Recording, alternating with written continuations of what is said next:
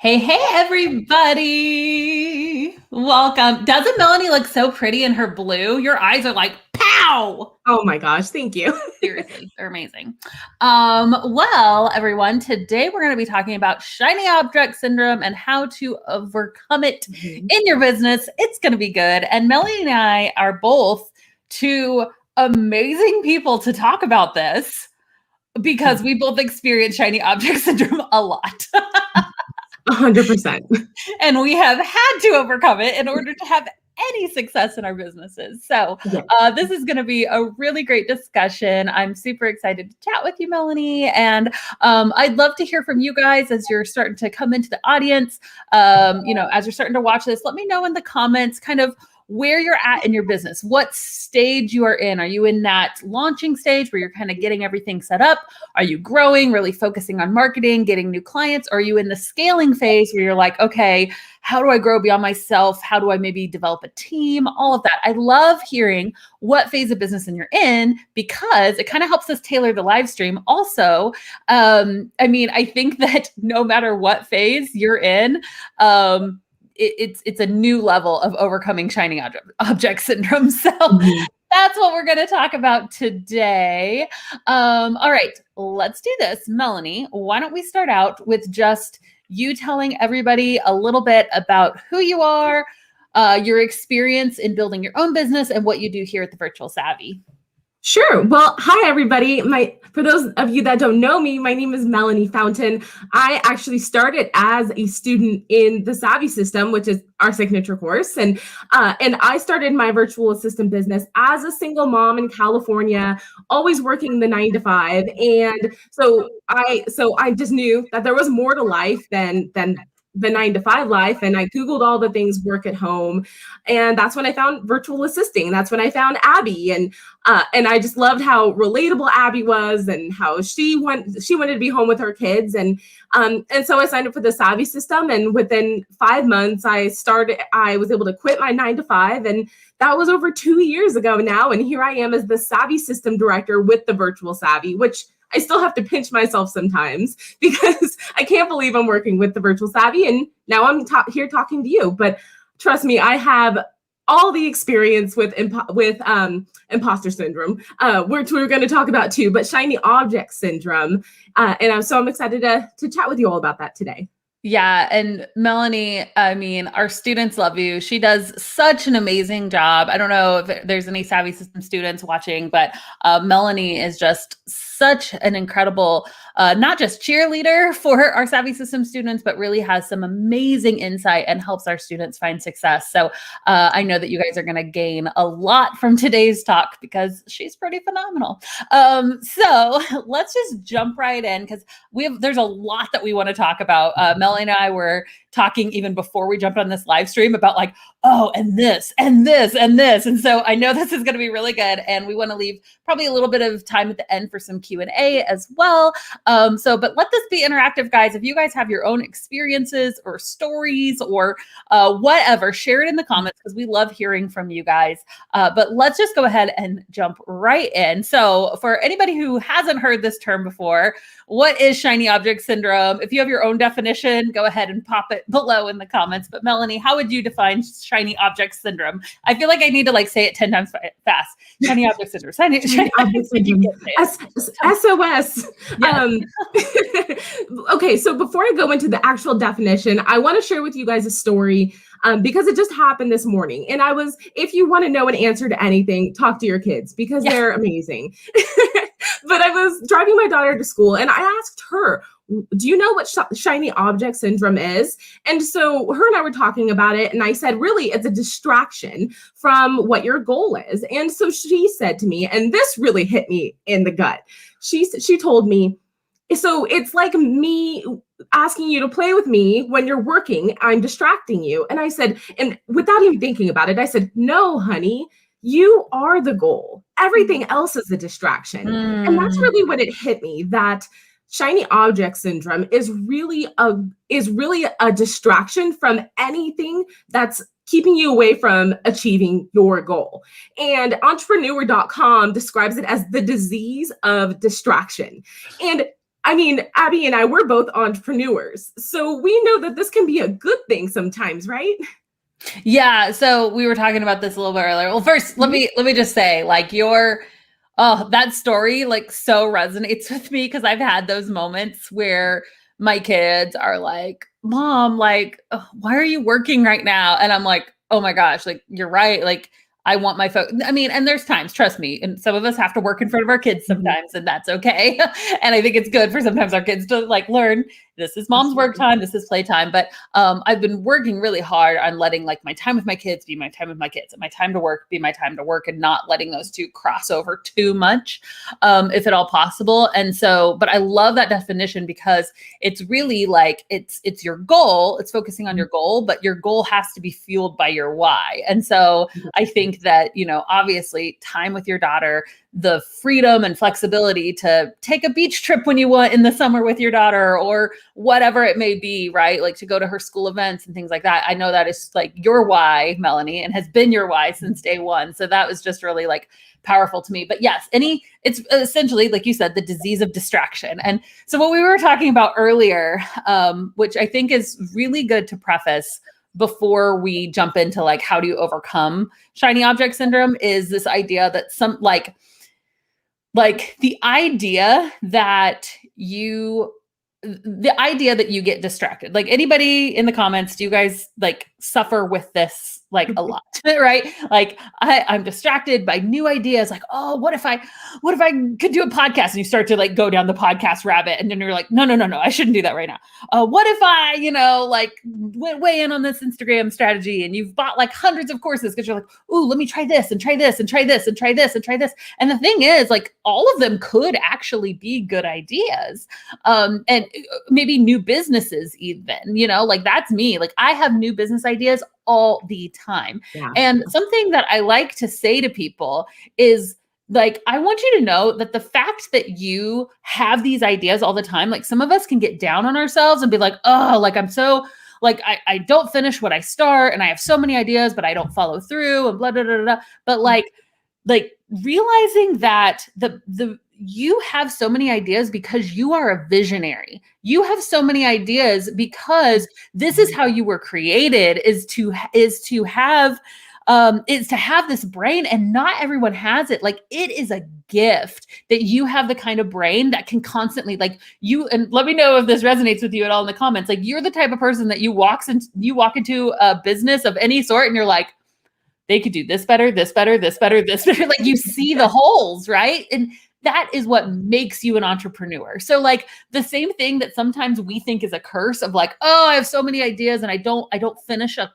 Like I just, I have this like entrepreneurial curse. Like it's also a blessing because it makes you a visionary, and it's what's going to help you go far. So we're going to talk a little bit about how to rein all of that in so that it's not just distraction everywhere. But I think it's just good to preface with that. Like if you have shiny object syndrome, like take it as a blessing, because it means that you are creative. You're an entrepreneur. You're a visionary. Like you have big ideas that other people don't have. And that is amazing. So embrace it a little bit, right?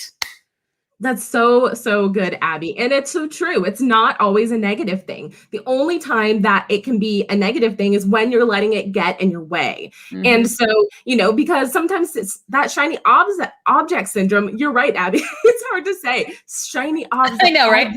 Syndrome can stem from, that we talked about earlier, imposter syndrome. Is it these ideas that you have because you're a visionary? Or is it a distraction from your goal? Are you, when shiny object syndrome can get in the way is when you're feeling that imposter syndrome, which means that you're kind of feeling like you're not good enough.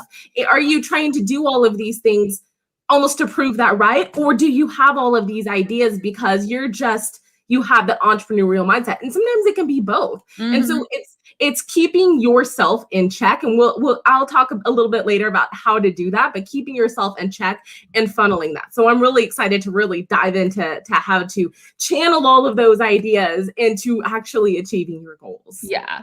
So what, I mean, I guess we talked about this a little bit of like what it stems from. And I think it maybe is different for every person. Like we were talking a little bit about Enneagram because I'm obsessed with Enneagram. I'm an Enneagram 7. So like ideas, like I spend more time in my brain thinking about ideas than like anything else. So this is very real to me. But I don't know, like, do you have, or it could be like a lack of confidence. It could be the idea thing. It could be it could be like a critical nature of like, oh, this is bad. I could do it better. This is bad. I could do it better. Right. Like, I think there's a lot of different things that it could like stem from. Any other thoughts on that before we move forward? Well, there's one term that I want to share is FOMO, that fear of missing out, that if I'm not doing this, or if I don't take this course, or if I don't try this service, am I missing out on something? Am I going to be doing what I actually want to do? And that really stems from fear. You know, so when you see all of these things, you're like, oh, I have to do this and I have to do this. It's like a buffet. You know, when you go to a buffet and you fill your plate with all the food, but you never end up finishing any of it because you put too much on your plate. Yeah. That's the same thing with shiny object syndrome. And a lot of that comes from mindset. And that's really what it all stems down to, is your mindset and that fear. Yeah. It's really interesting because, you know, guys, there's so many ways to grow a business. Like there's so many successful businesses that you could start. And I'm really convinced that like, if we really put our mind to it, we could make most things work. Like not everything. Trust me, there are some bad ideas out there, right? I once bought the domain celebrityplank.com. I was going to like get celebrities to plank or something. I don't know. There's some bad ideas out there, but most ideas really can work. I think if we put enough time, energy, the right focus, the right systems in place, like most businesses can work, or even most marketing tactics. Like if you're thinking, how do I get more clients for my business? And you may be spinning your wheels because you're like, oh, let me try Facebook groups, and let me try Instagram, and let me try LinkedIn, and let me try this. And you're spreading your efforts out in so many different places that none of them are really getting traction. Whereas if we were to just like focus that energy, it could actually lead you somewhere. So is that something that you experienced, Melanie, in your business? Like, so tell people a little bit about your entrepreneurial journey as far as starting your own VA business, because you did that and you really narrowed in your focus. But like, was that hard to do as far as where you were going to get clients and what your niche was going to be? Like, was that difficult to really get in that zone, or like, how did you walk yourself through that process? So for me, I have a more difficult time getting all of the things and over analyzing when it comes to that SOS. And so that's what I do. So I don't have a difficult time making that leap and deciding. So for those of you that don't know me, I niched in Pinterest management. I did that pretty quickly in my business because I wanted to get really good at one thing. But once I got into that niche, it was, okay, I'm gonna, I need to change my packages, or I need all the packages, or I need to take 10 Pinterest courses to know how to do my business. And Pinterest is a great example, because if you don't stick to one strategy, you're never going to see the result.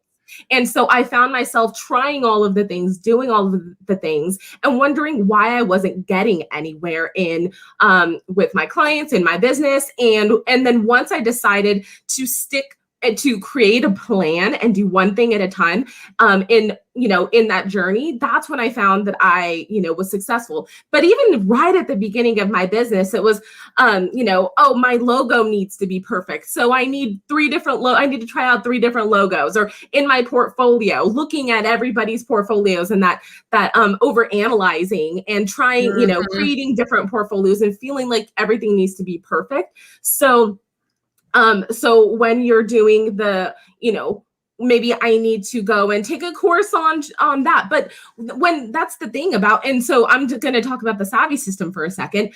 When I first started my business, I signed up for the Savvy system right away. This isn't even this is just talking about my experience, that everything that I needed was there, but because I was in my head thinking, oh, maybe I'm, missing out. I was looking everywhere, but I never got anywhere. So once I focused on what my plan was, I need to get through the system.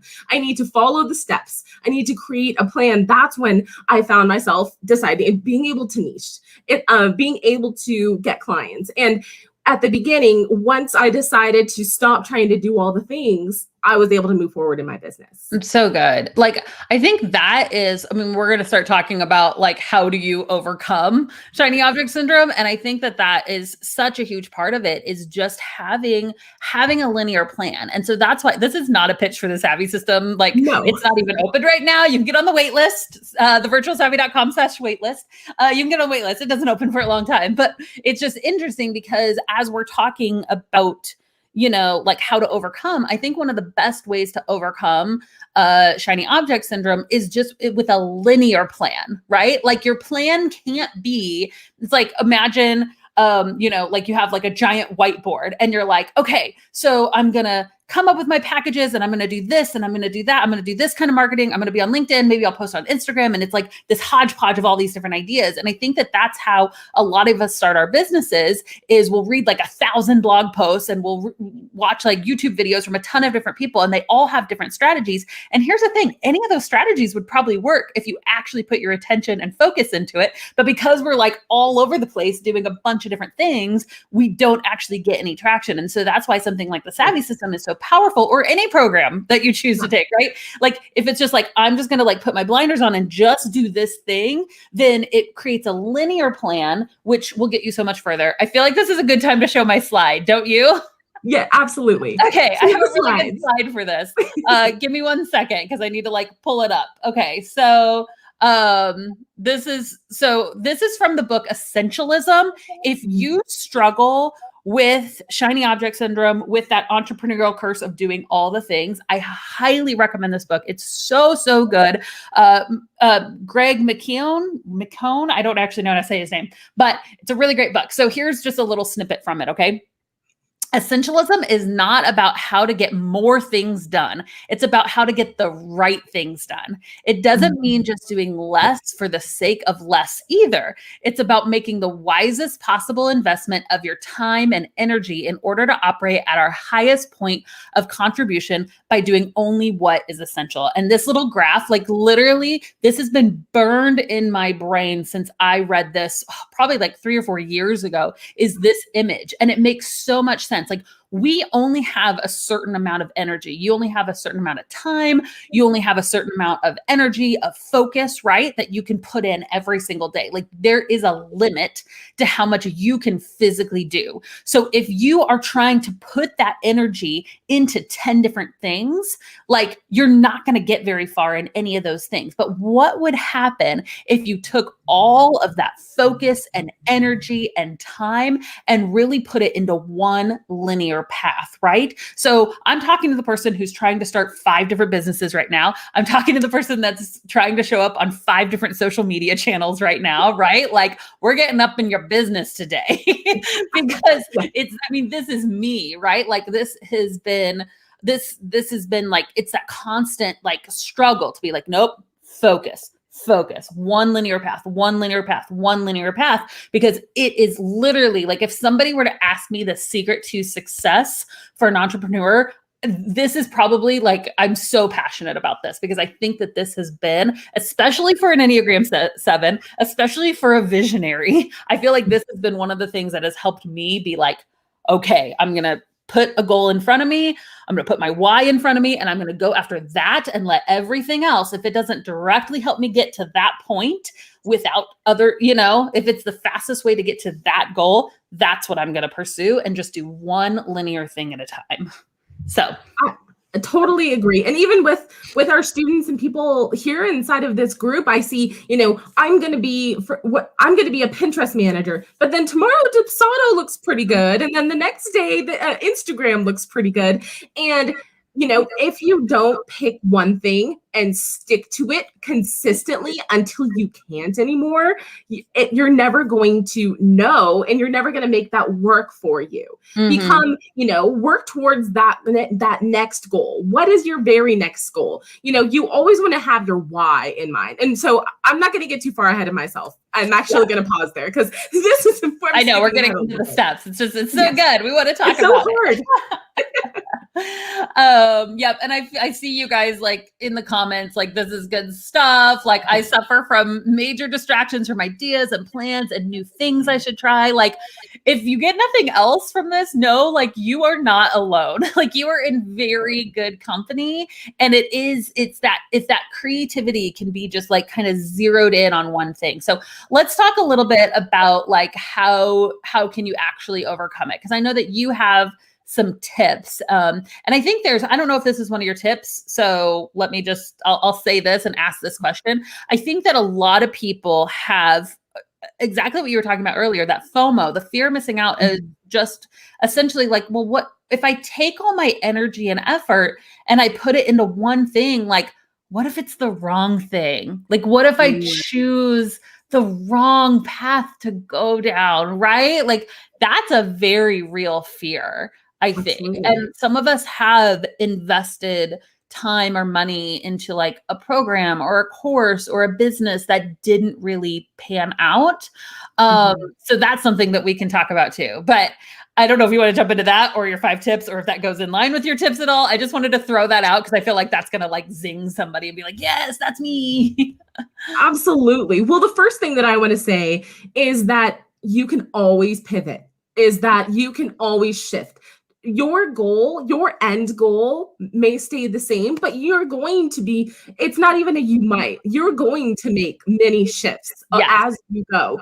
And that's a part of the process.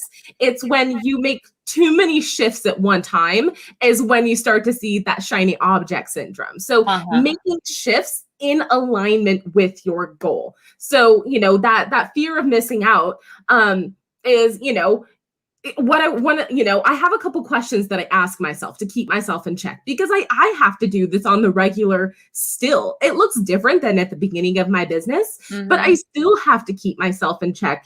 I don't need that program. I don't need to add this service. I don't need, and how I can identify that is by asking these questions.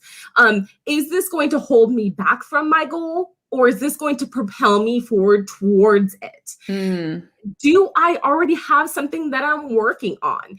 For, if you get a course, or if you're working on building a service and you're really in deep with it, finish. If you're already knee deep in another project, is this going to be available later? Probably. Even, then you give yourself the space to see if this is going to work out for you, because unless you do it, you'll never know. Yeah. Also, is this a distraction or is this the answer? Also, can I move forward with the tools that I already have? Because you can have all the tools in your tool belt, but if you don't start building, then you'll never know if you have all of the tools. You can want the fancy thing, you can, if you want to, if you're just in that point where you're starting your business, maybe you've ingested all of the freebies and you've gotten as far as you can go. Maybe it's time to invest in a course. This isn't even a plug, but a lot of people here are just starting their business. Have you gotten as far as you can go with the tools that you already have? And then also the next question, have I given myself time to think about it? Yes. I recommend that you sleep on it. Talk to a friend, go on a walk, step away from the decision and give yourself space to make the right decision. And then if after you sleep on it and you wait on it and you just have this gnawing feeling, then that's your gut telling you something. That's somebody telling you like, this might be the right decision for you. So, I like to ask myself these questions. And if all of these answers point to pulling that trigger and making that next step, then I know that at least I gave myself that checkpoint, and then you can try it and then stick with that and make that a part of your plan. Oh, so much good nuggets here. Okay. So I think it first comes down to like knowing your goal. Like, so if you have not gone, it's the very first thing that we lead our Savvy System students through is discovering your why. And we come up with a 12-month plan. Like, here is my goal. By the end of these 12 months, I want to be at this much revenue, or I want to quit my job, or I want to, pay off my student loan debt, or whatever it may be, right? Like, you get like a very specific goal in your mind and your why. So the why is what's going to motivate you and be the fuel to get you to your destination. Okay. So and they can be definitely tied together, right? Your why and your goal, but we come up with some very practical goals of like, all right, in 12 months, here's where I want to be in my business, some things that I want to accomplish, some like, I'm going to know, we call them flip the switch goals. Like, I'm going to know when they happen, because it's like, all right, the moment that I write that final check to pay off my debt, like that is my goal, or whatever it may be. And then your why is that power that motivates you. Like, I am doing all of this because I want to, be like the best mom I can for my kids, or whatever it may be. Right. Mm-hmm. You have to know that, because if you don't know where you're going, how are you going to know if you're going to get there? Right. Like, how are you going to know the best path to get there? And like, my mom and I used to make the trip to Florida. I went to school in Florida for 5 years, actually. And, every summer my mom and I would do a road trip, and we'd drive down, and, we pretty much would take the same route every single time. But every once in a while we'd kind of veer off, and we would, go see other sites or whatever. And that was fine, because it was part of our plan. But like, at the end of the day, we knew our final destination. We had to get there. We usually had to get there by a certain time, because it was like orientation time, right? It's like, here's where I am, here's where I'm going, and here's the path we're going to take to get there. And you go ahead and you make that plan, and you stick to that plan, because it's the only way you're actually going to get to your destination, right? So totally. I'd love to hear from you guys. Are you guys like, what is the thing that you think like that you need to sit with? Because I love that question. Like, have I stepped away from this, and have I really given this much thought? So this could be like, what is your distraction at the moment? If you already know, like, oh, I feel like I'm wanting to start this other business, but I'm needing to say no to it right now. Or I'm wanting to go down this marketing channel, but maybe I need to finish the first thing I started. Like, what is your distraction at the moment? Or the decision, right? Because it could be a decision that you're going to take, but you're kind of like sitting with it, knowing if it's the right time. I'd love to hear in the comments from you guys, just kind of what you're wrestling with right now. So I think that could be really interesting. Okay. What else? What other tips do you have for overcoming shiny object syndrome? This is so good. I know I can talk about this all day, but we've already talked about know your why. I have pictures of your kids around your desk. If you want to, I followed the Budget Mom. I don't know about you guys, but one of my personal goals that I'm going to share with you guys is paying off debt and being in a financially good place.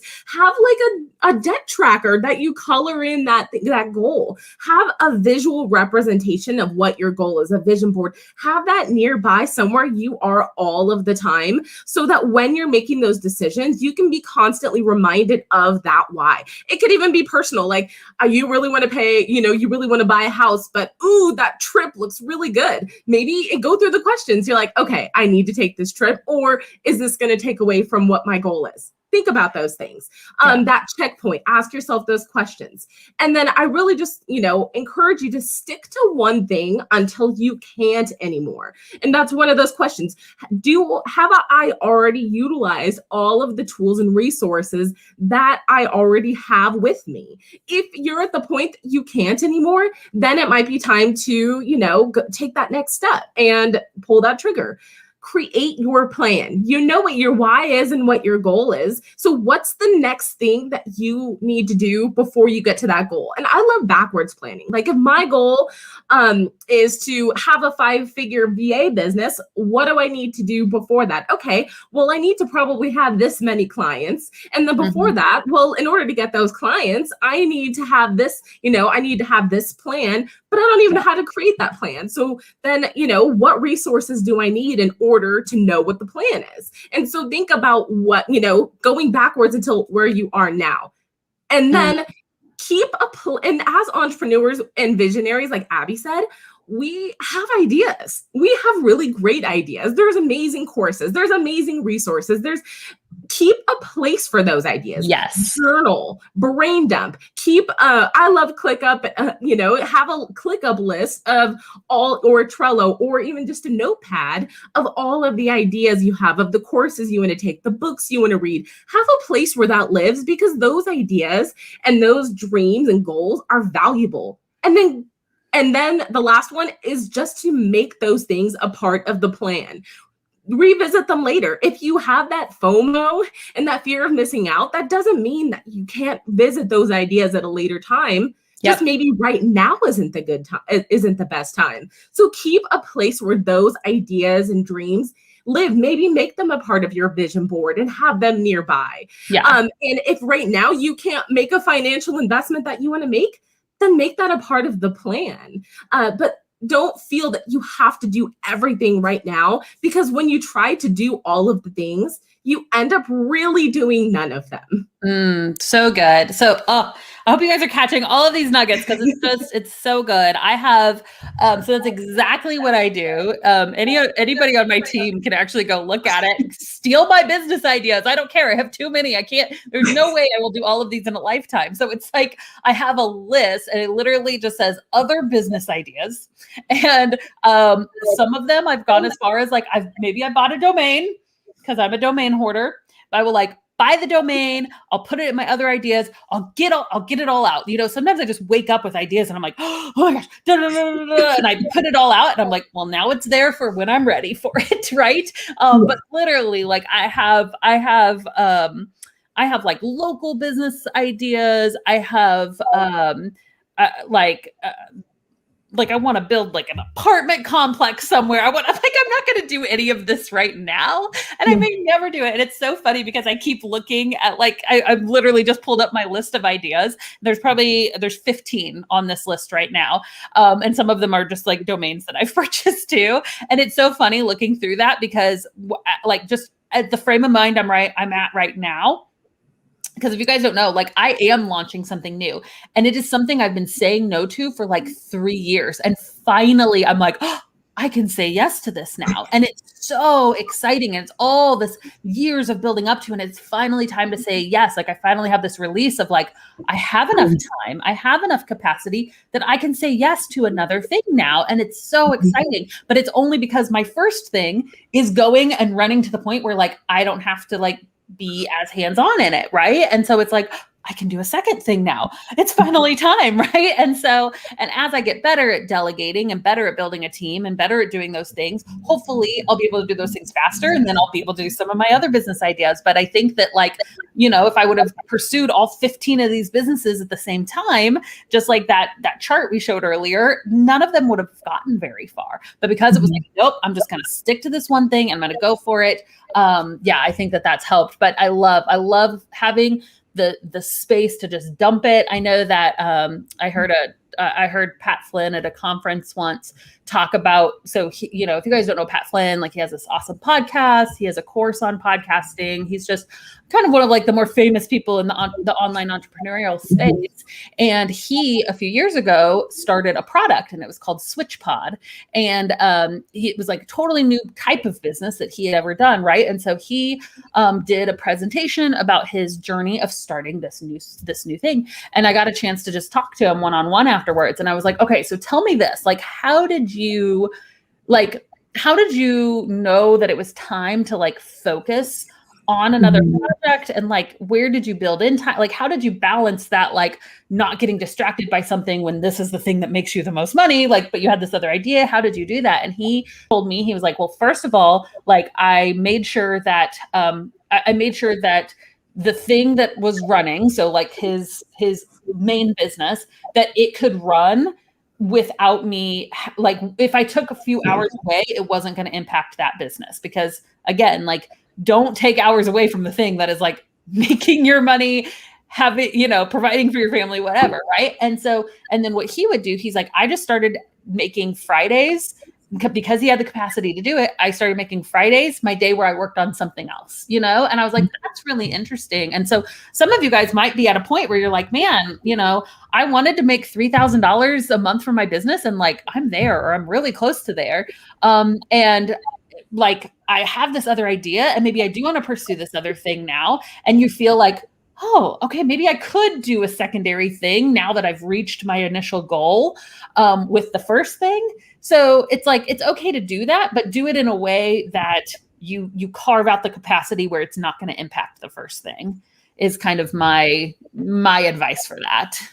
I 100% agree. And I don't know where I heard this quote, but for every yes that you give, you're saying no to something else. Yep. So what do you need to say yes to right now to move forward, and what can wait? And then the same thing with no's. For everything you say no to, whether it's a client that you don't want to work with, or no to a service, or you're saying yes to so many more opportunities. So just protect those answers, so that you protect those answers for the sake of your why. Yes. Oh, so good. Guys, just tell Melanie how awesome she is, because she's really awesome. Okay, I want to read. Let's do, did you have more tips? I kind of want to get into some Q&A and some of these answers, because I feel like we could just talk. Let's just like pull people's comments on the screen and call them out. How about that? Oh yeah, no, I'm ready to hear some Q&A, or it's just see some awesome statements. I see a lot. I know, because I feel like you guys are like blowing up the comments, and there's just a lot here. So even like Cindy, so this comment from YouTube, Cindy says, I have this syndrome for sure, but then I get into fear mode. Can I do this at all? So I think that that's what we were talking about, kind of that imposter syndrome. I think that like sometimes we get the reason that we bounce from idea to idea is not because it's like, oh, I know I could make any of these happen. It's more of a, oh, maybe I don't really have what it takes, so let me just kind of distract myself with this other idea. And then you start to go down that path and you're like, maybe I don't have what it takes over here, so you jump over here instead. And so I think that is definitely a fear that probably a lot of people have. Do you have anything to like speak to that, Melanie? Absolutely. Well, I don't know if this is reassuring or not, but the fear never fully goes away, no matter what point you are in your business. But ask yourself, is this what is more scary? Taking that step or staying where you are? And that's what I like to share with people, because we have these dreams and ideas because we want to move forward in our lives and towards our goals and for our why. So what's more scary, not achieving those things, or not moving forward at all and staying exactly where we are, or trying and probably succeeding, but even possibly failing and finding out what else we want to do? And so I really want you to ask yourself that, Cindy, what's scarier, being where you are or trying and seeing what happens? Yeah, so true. And sometimes Lynette had a similar comment. My self-doubt is currently causing my distraction. I think that's kind of tied to the same thing. I think that, and we have a whole live stream on fear. You can go to the Virtual Savvy page and go to the videos tab. And we have one all about fear, and it's really, really meaty and really good. You guys definitely take some time. You can just even like listen to it and while you're doing dishes or something like, but I think that a huge part of that fear, like for me, is I let myself follow the fear of like, what if I start this business and it doesn't work? Okay, what if? Like, follow that fear, like actually go there, because sometimes we're like so scared of something happening, but then when we follow it and we actually like, okay, so what if that happens? And then what if that happens? And then what if that happens? Then the end destination is like, okay, well, that's really not that bad. It's like, okay, then I would try something else, maybe I lost a little bit of money, or maybe I lost a little bit of that, but are those things that can't be recouped? No. And what's the potential of what you could gain? Like what Melanie said. Cindy also said this, feeling overwhelmed kind of. And so something that one of my previous business coaches, I remember there was this day where I was just so overwhelmed. Like, I think I'm trying to even remember when it was. I think we had like a bunch of people out sick, and there was like just a ton going on. We were starting this new thing. It was like, I literally had too much on my to-do. I'm like looking at my to-do list and I'm like, I physically know I cannot get all of this done. Like, and I was just, when you feel overwhelmed to the point where you like feel it, where you're just like, oh, I'm like so overwhelmed. I don't even know. And it's just a lot. She told me something that resonates in my head over and over and over and over. You can write this down. It's simple, but really powerful. The best way to fight overwhelm is with a plan. Okay, that sounds really, really simple, but I do it all the time. And so anytime, even like with personal things, like if I'm feeling, if my husband and I are feeling overwhelmed about like a behavior our kid is having, or if we're, feeling really sad about a family tension, or if there's, I don't know, like if you're feeling really overwhelmed with your financial situation or whatever it may be, it's like you just feel that. And it's a very real feeling, and it's okay to feel those things. But the best way to fight the overwhelm is with a plan. And I find that the times that I'm overwhelmed, if I pull back and I take a few seconds to be like, well, let me just come up with a plan, right? And I write it out, all of a sudden it's like, this isn't so overwhelming anymore. Like, and the number of things I have to do didn't change. All I did was make a plan, and suddenly like I have less overwhelm. So best way to fight overwhelm is with a plan. And Abby, sometimes for me, and I think that's really great advice. And sometimes for me, the first step in my plan is to step away, especially those days when you just can't get out of it. Yeah. Step away, then come back. And then, step one of the plan, step away and clear my mind. Step two is, brain dump, get all these feelings out. And one of the things that I find really powerful when I'm feeling that overwhelm is when I brain dump, to cross out all the things I have no control over. Today, I have no control over where I'm going to end up, what my kid is doing at school, or I have no control over, the fact that I have all of these things to do, but I do have control over the plan that I can create for those things. So good. This is another one we didn't actually talk about. Christy states, I'm trying to make all the peeps happy by being too many things to meet their needs. And that's something we didn't even talk about is, we're talking about shiny object syndrome, and there's all these different things we could do. And we talked about those being self-imposed, because I have these fears or because I have all these ideas or whatever. But sometimes it's actually outward circumstances where you're saying yes to too many people. And it's like other people's expectations of you, of what you should be doing, and for me, I feel like one of the things that's helped me in that scenario when it comes to outside circumstances is really, again, coming up with my goal, but having it be really time bound. So like, I, over the next 6 months, am going to dive hard into marketing my business. Like I'm going to get fully booked out in the next 6 months. Okay. Well, by you saying yes to that, it means that you're probably going to have to say no to some other things. It doesn't mean you're going to have to say no to other things forever, but it does for this time period maybe mean that you're going to say no to some other things. So maybe, maybe you have another little side hustle you've been working on and you're like, let me just shut that down for a while. Or like you had been, I'm not telling you to like stop volunteering, but like maybe there's a season where you don't sign up for every single event that gets offered at your church, at your school, or your whatever, like you're like, this is not forever. This is a step back period because this is my focus for now. And then there will be a season where I go back into that, or a season where, you're like making like faster meals at home, or your house is just a little messier, and that's okay. Right. And like, I'm not telling you what your priorities are or what they should be, but like you get to decide that. But we all know we only have so much capacity. And so by saying yes to one thing, you usually do end up saying no to other things. And I think we need to let ourselves be okay with saying no to some things, right? Like, if you feel like you've been neglecting friendships for a long time and you're like, I need friends back in my life again, then maybe you're going into a season where you're like, I'm going to commit to hang out with a person, like a real life person, like twice a week so I can get that back in my life again. Okay, well, you're going to say no to something. Maybe you were working on your business 5 nights a week and now you're like, let me let go of 2 of those nights so I can go spend it with a friend, right? Like there's always this back and forth balance of like, what am I needing? What does my heart need? What does my soul need? What does my body need? What does my mind need right now? And like aligning that with your goal for the next however time bound period of time, and then saying no to the other things without guilt.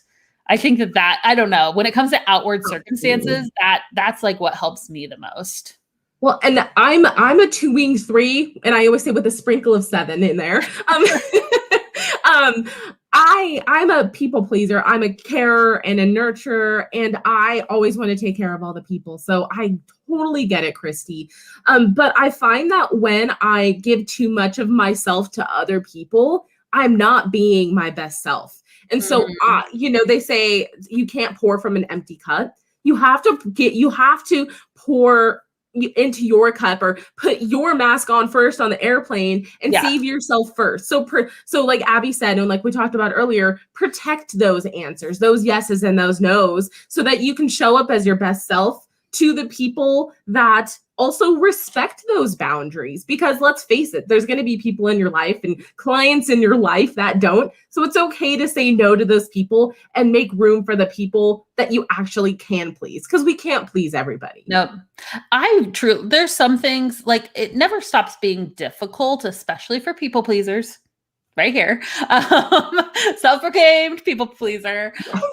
But I will say, I really believe that saying no is a muscle that can be built. Like I do think that even though like that tension never gets harder. Sorry, I'm going to do body weightlifting analogies because I've been lifting weights.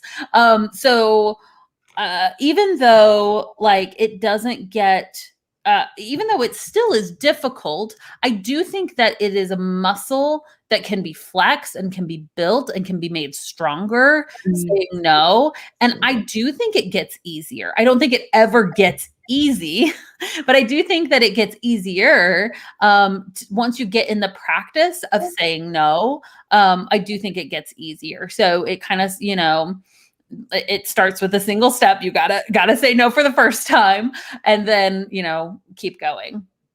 That's so good, Abby. So true. Okay, this is a good question from Kim.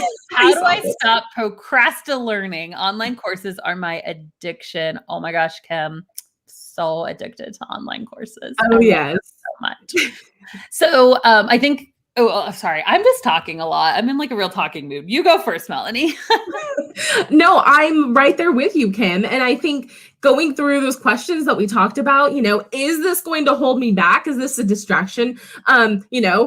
Renting out, opening up an apartment complex, like Abby said. Is that something that I need to do right now, or can this wait a little bit? Is this going to go on? Can I even do it right now? No. I can't do that.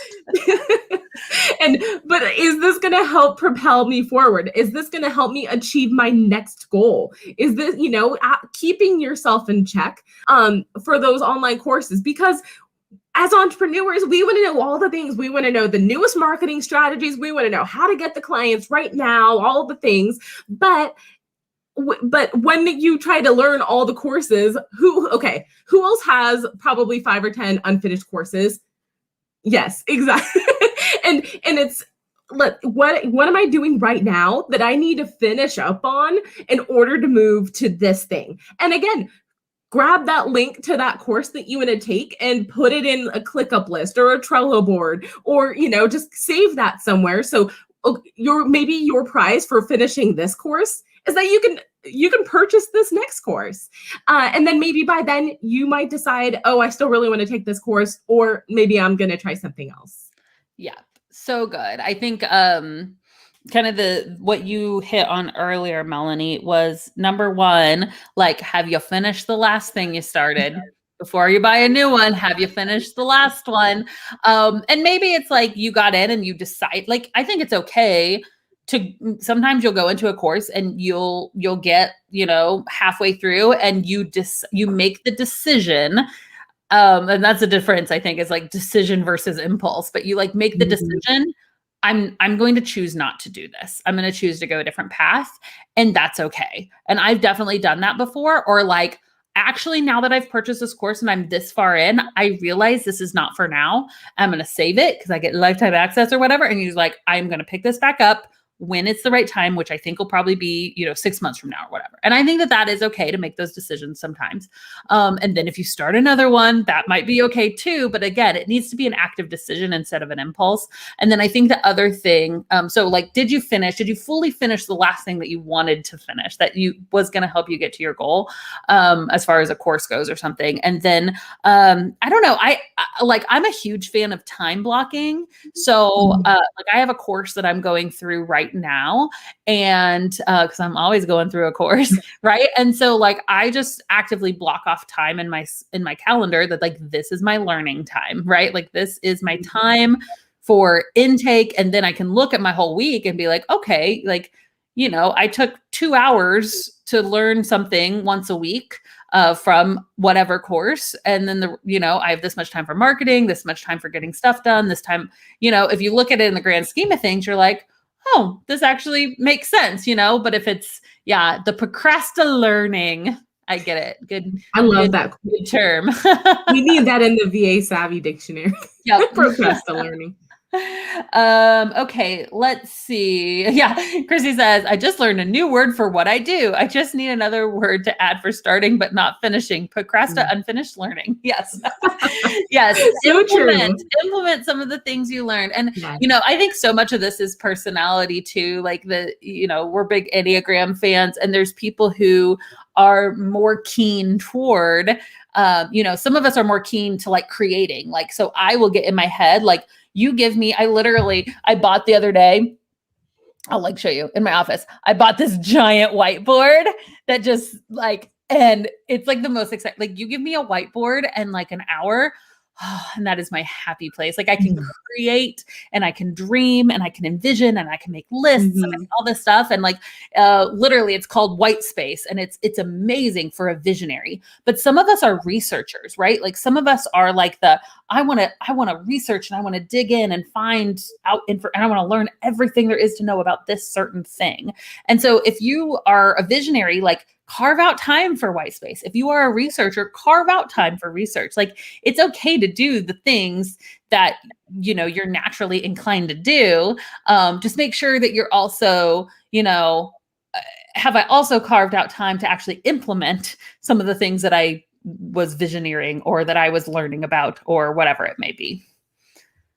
I totally agree. And we talk about this a lot in the Savvy system, but having somebody that keeps you accountable to those things is really valuable. So having a friend or a partner or a spouse or somebody that you're like, hey, I'm doing this thing and don't let me do anything else until I finish this thing. Yep.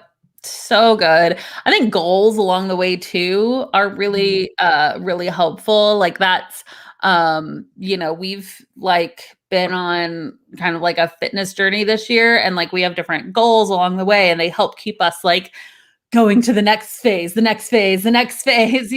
so I think that you can do that in business as well, is have those different goals and let people know them. I mean, accountability is active. Accountability only works if it's active accountability. I learned this a long time ago. This is like middle school Abby learned that like, I'm going to have an accountability partner for whatever. And then you'd be like, they never reached out to me. They never asked me these questions. Well, that's because accountability is active. Like you have to actively pursue accountability.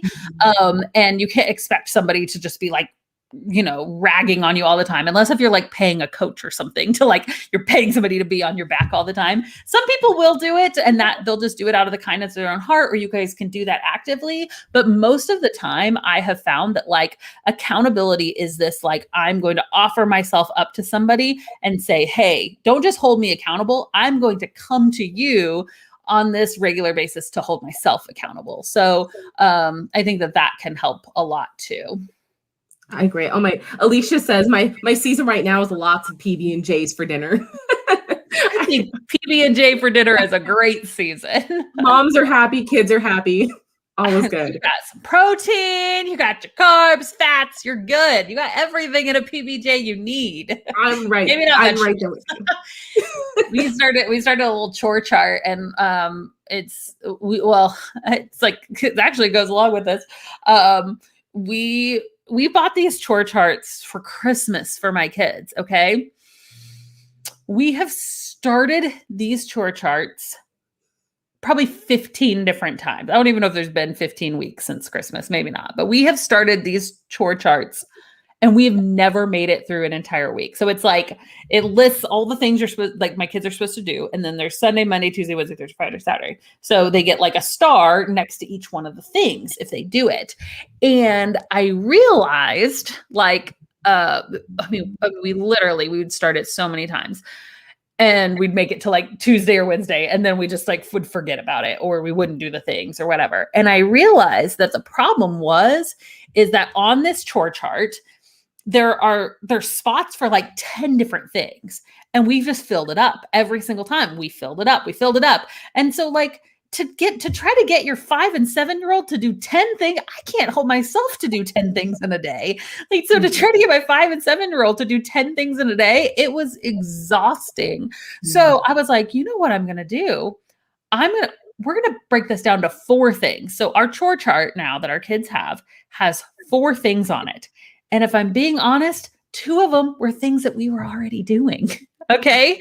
So literally one of them is get dressed in the morning. Well, my kids get dressed every morning anyways. And the other one was brushing our teeth, which we were mostly good at. You know, sometimes we'd fall asleep maybe and didn't do it, but like those were the 2 things they were already doing. So it was like literally like when you write a to-do list and you write down something you've already done just so you can check it off. That's essentially what I did for my children.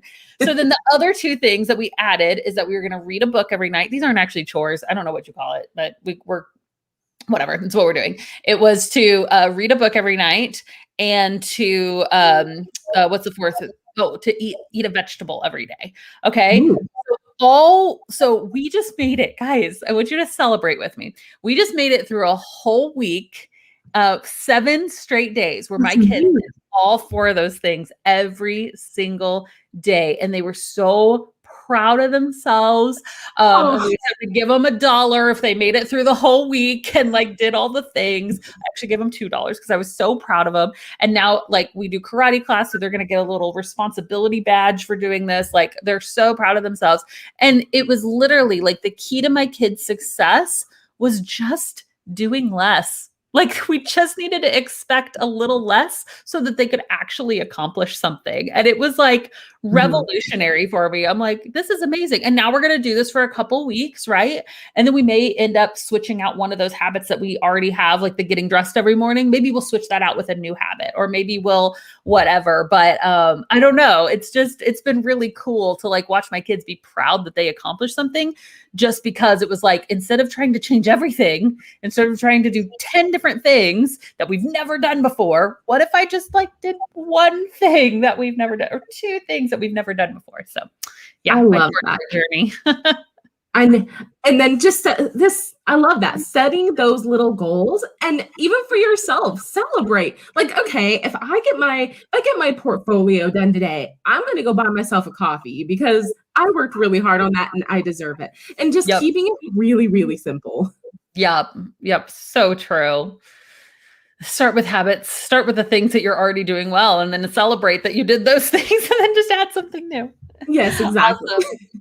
Well, this has been really fun, you guys. I hope that you have gotten some juicy nuggets after this. Comment below. Tell me something that you're going to actively take away. I'd love to hear that, like something that you're going to physically do or not do anymore as a result of today's live stream. I would really, really love to hear that from you. I know that some of you guys, we were talking about like, I need a linear path. I need a step-by-step path. Instead of trying to do 100 different things, let me just follow one linear path. And so if you have not started your journey to becoming a virtual assistant and you need that linear path, we do have a checklist for you. It is literally do the first thing, cross it off. done. Do the second thing, cross it off, done. And so it's a step-by-step checklist of what you need to do to grow your own home virtual assistant business. So if you haven't downloaded that yet, or maybe you downloaded it a long time ago and you like haven't looked at it in a while and you got distracted, go back and look at your download again. But you can go to thevirtualsavvy.com/VA checklist to download that checklist, start utilizing it. One thing at a time, guys. We can do this. I am so proud of each of you. Thank you so much, Melanie, for joining me today. This has been super fun. Thank you. This is amazing. Bye, guys. Bye. Have a great rest of the day.